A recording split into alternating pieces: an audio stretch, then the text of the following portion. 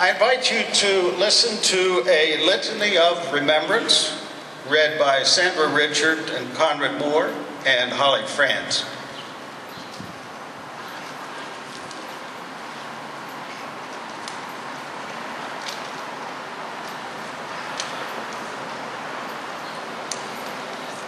We remember that sunny Tuesday morning when news came from New York City and interrupted our morning activities.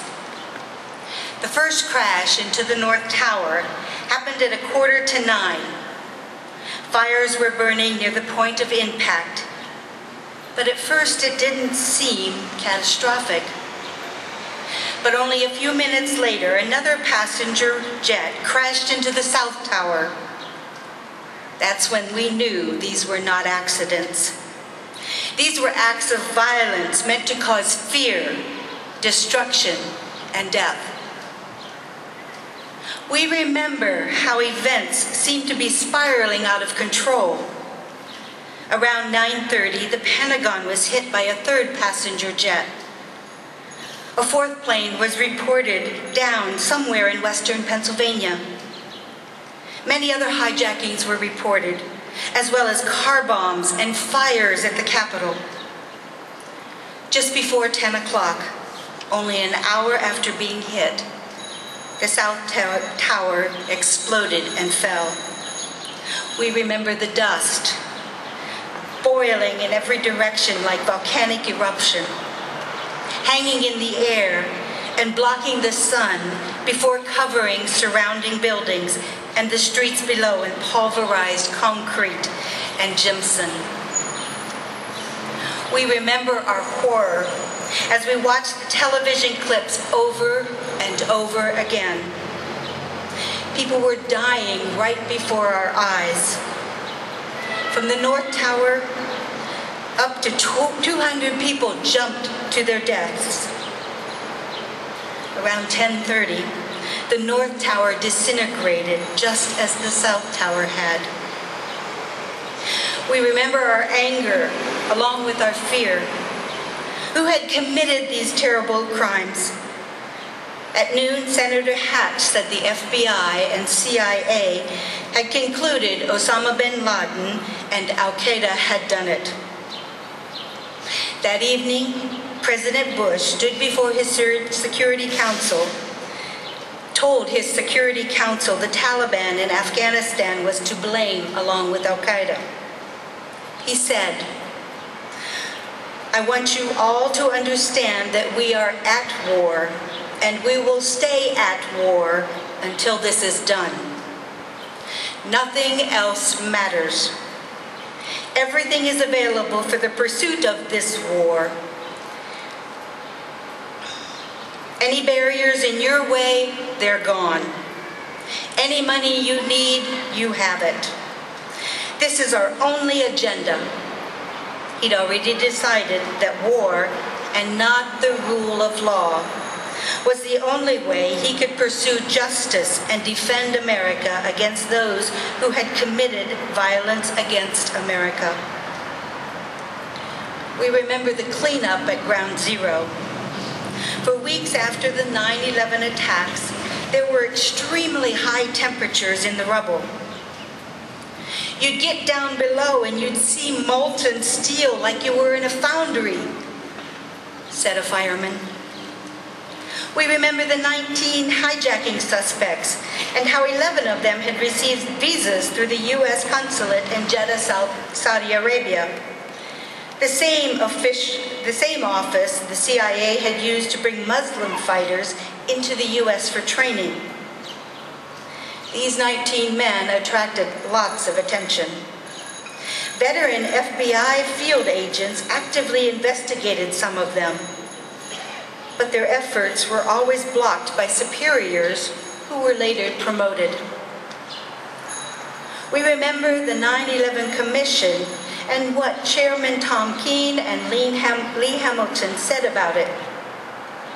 That it was set up to fail, and that the Commission was so upset by the shifting and conflicting stories officials had to explain the failure of the air defense system that it considered launching a separate investigation into obstruction of justice by the Pentagon and the FAA. The Commission's report did not mention Building 7, a third office tower that imploded on the afternoon of 9/11. Did not explain what caused the massive core supports in the Twin Towers to fail. Said nothing about the Saudi and Pakistani money supporting the alleged hijackers. Waved off suspicions to share information about suspected terrorists in the U.S. and held no official accountable for not heeding the warnings of the attack. No wonder architects, engineers, scientists, military officers, firefighters, pilots, and former public officials and academics had risked their reputations by calling for a new investigation. We remember the 220 acres of concrete pulverized inexplicably into gravel and dust. 2 years ago, chemists published peer-reviewed research showing the presence in the dust of highly manufactured explosives. Can we still say we have a free press if our media does not find this research noteworthy? We remember October 2001 and the anthrax letters that said, "Death to America, death to Israel, Allah is great." Amid the fear and panic, Congress passed the U.S. Patriot Act, greatly expanding government while diminishing our civil liberties. To this day, the anthrax attacks have not been solved. What has been confirmed is that the anthrax was made in a U.S. military lab and that it had nothing to do with Al-Qaeda or Islam. It was just supposed to look that way.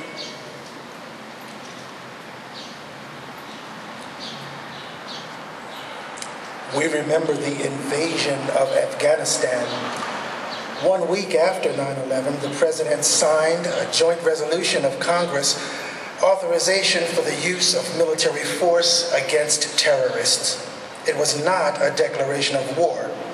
It simply authorized the President to use violence anywhere in the world against anyone he thought may have had something to do with 9/11. He could treat them as terrorists and the Geneva Conventions would not apply. It was a blank check outside the UN and international law and opened the door to abuses such as Guantanamo. We remember being told that the first purpose of the invasion of Afghanistan was to bring Osama bin Laden to justice, dead or alive. Yet, he repeatedly, quote, slipped through our fingers, end quote. First in a convoy of vehicles from Jalalabad and then from his mountain hideaway. Only 6 months after 9/11, President Bush said he wasn't that concerned about bin Laden. We remember President Obama twice expanding the war after having promised to end it using the same rationale as President Bush: Al-Qaeda, safe havens, bin Laden, terrorism. But we also recall reports that there were only 50 to 75 isolated Al-Qaeda individuals left in Afghanistan, and only now President Obama says bin Laden is dead, but was planning more attacks. The war in Afghanistan is the longest in American history. It cost us $10 billion a month. Why are Americans still fighting and dying there? In July, 37 died. Another 30 died in one day in August. IED attacks are on the rise, leaving many soldiers maimed for life. And why are U.S. troops still making those terrifying night raids on private homes? Why are they dropping bombs on civilians who turn out to be kids gathering wood or families at a wedding feast? Each is an act of terror that only creates more terrorists. We understand that opium dealers, oil companies, defense contractors, and the large banks are happy with the present situation in Afghanistan. 12 military bases are being built there, so it's a permanent occupation. And unless we change direction, some of today's toddlers will die one day in the war in Afghanistan. We remember the invasion of Iraq.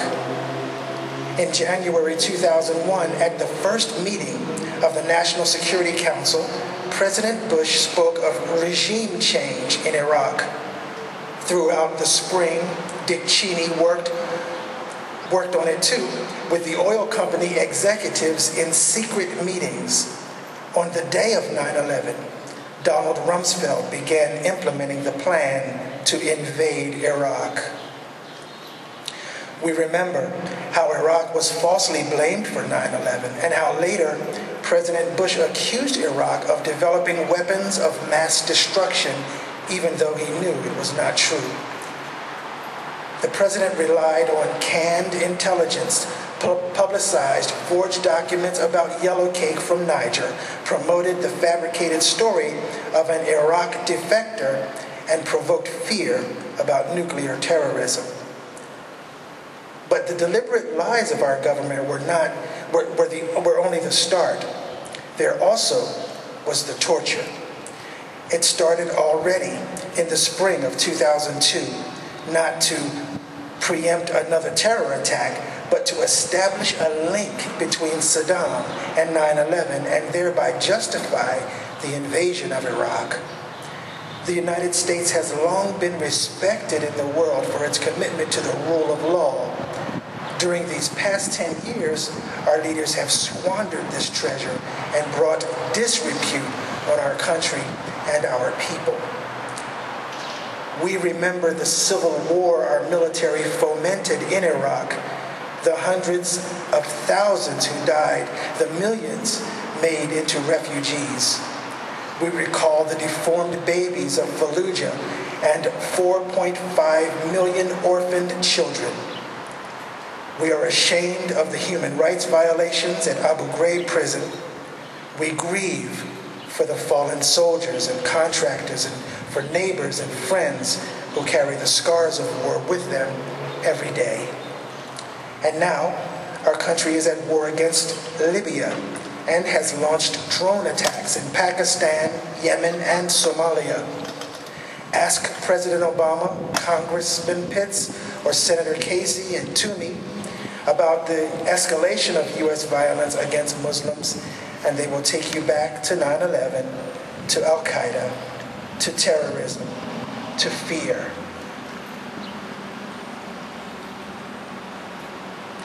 We remember the 1990s when we planned for a peace dividend after years of high military spending driven by fear of the Russians. Then, in 1997, a new group called the Project for the New American Century said military spending needed to increase significantly. It said the public was unlikely to support this new spending, quote, absent some catastrophic and catalyzing event like a new Pearl Harbor, end quote. Many members of this group became part of the Bush administration. Our military has always been expensive, but its spending has doubled since 9/11, and that's without counting the cost of the wars and homeland security. The Pentagon maintains around 1,000 bases in at least 38 countries. Special forces are engaged in covert search and destroy actions in over 100 countries. Here in America, law enforcement has begun to manufacture the terror threats it then foils. It wants us to be afraid, so we will support the war machine. We have become a fear-filled people, intimidated whenever the word terrorism is spoken. We no longer hold our public officials accountable. We no longer insist on the rule of law. We don't object to the extension of the 9/11 state of emergency year after year. to the full body scanners and pat-downs at the airports, to the government monitoring of our private communications, we no longer take risks to pursue peace. Since 9/11, war and weapons have become America's signature products.